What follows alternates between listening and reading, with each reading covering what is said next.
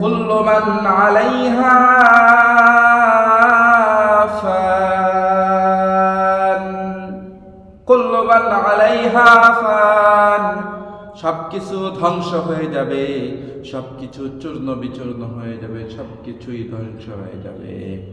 ওয়ায়াবকা ওয়াজহু রাব্বিকা যুল জালালি ওয়াল ইকরাম। সেই দিন সবকিছু ধ্বংস হয়ে যাবে, ফানা হয়ে যাবে, কিন্তু একমাত্র অবশিষ্ট থাকবে মহান মালিক।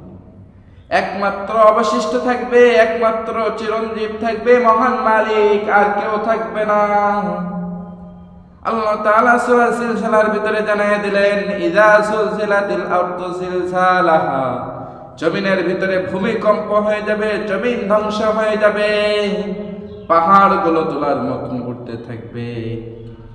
সূরা সিলসিলার ভিতরে আল্লাহ তাআলা সবকিছু স্পষ্টভাবে জানিয়ে দিলেন, ও মানুষ, এই দুনিয়া কিন্তু ধ্বংস হয়ে যাবে। দুনিয়া দুনিয়া দুনিয়া করে পাগল হয় না, দুনিয়া দুনিয়া করে পাগল হয় না। 10 লাখ টাকা আছে, 20 লাখ টাকার জন্য ছোট না। 10 তলা বাড়ি আছে, 20 তলা বাড়ির পিছনে ছোট না। ছোট একটা জিনিসের পিছনে, সেটা হলো আল্লাহ তাআলাকে রাজি এবং খুশি করার পিছনে ছোট। তাহলে কি লাভ, কি লাভ জানো রে? আল্লাহকে রাজি আর খুশি করতে পারলে এই দুনিয়ায় তো কিছুই পাও নাই, কিছুই পাও নাই। আল্লাহ তাআলা তোমাকে আমাকে জান্নাতের উচ্চ মাকাম দান করবে। দুনিয়া ধ্বংস হয়ে যাবে, সম্পদ থাকবে না, সন্তান থাকবে না, টাকা পয়সা থাকবে না, কিছুই থাকবে না।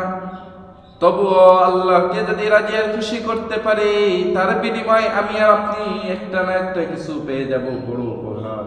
সেই উপহারটা হবে দুনিয়ার ভিতরে সবথেকে শ্রেষ্ঠ এবং দামি উপহার। আল্লাহ তাআলা শুধু একাই জীবিত থাকবে, দুনিয়ায় সব ধ্বংস হয়ে যাবে। কিন্তু এত বাহাদুরি আর এতই বড়াই কিসের জন্য? এত কিছু কিসের জন্য?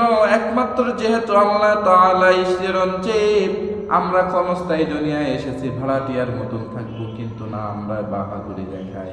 আমার ক্ষমতা আছে, আমার সম্পদ আছে, আমি এই এলাকার নেতা, আমি এই এলাকার এই সেই ইত্যাদি ইত্যাদি। কিন্তু তুমি আর আমি তো থাকবো না, থাকবো না। দেখো, আমাদের পূর্বপুরুষও থাকতে পারে নাই। দুনিয়া ধ্বংস হয়ে যাবে যেহেতু, তুমি আর আমিও থাকতে পারবো না, এটাই সত্য। কিন্তু তুমি আর আমি এখনো পর্যন্ত আল্লাহর দিকে ফিরতে পারি নাই, এটা এখনো সত্য হয়ে আছে। আল্লাহ তাআলা আমাদেরকে ডেকে ডেকে বলে, ও বান্দা, আমার দিকে ফিরে আসো, না হলে আমার আযাব বড় কঠিন।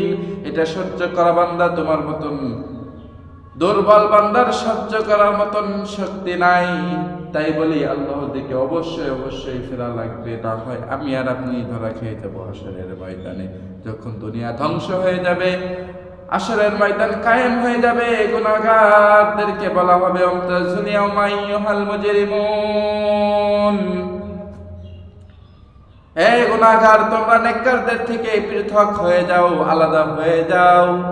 এমন ভাবে বলা হয়ে যাবে, গুনাহগারদের আমলনামা দেওয়া হবে, বুকটা ছিদ্র করে হাতটা, বাম হাতটা পিছনে নিয়ে, তাফসীরের কিতাবে বলা হয়েছে, বাম হাত বুকের ভিতরে সিনা বরাবর ঢুকিয়ে দিয়ে পিছন দিকে বাম হাত বাহির করে বাম হাতে আমলনামা দেওয়া হবে। ওই দিন যার আমলনামা বাম হাতে যাবে, তার মতন হতভাগার কেউ থাকবে না।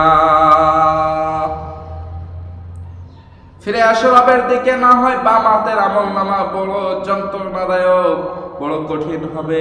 তাই বলি, আল্লাহর দিকে না ফিরতে পারলে ওই আযাব আমাদের আপনাদের হবে অবশ্যই, এটার ভিতরে কোনো সন্দেহ নাই। তাই বলি, আল্লাহর দিকে ফিরে আসো, রবের দিকে ফিরতে পারলেই লাভ, ফিরতে পারলেই লাভ, এর ভিতরে কোনো সন্দেহ নাই।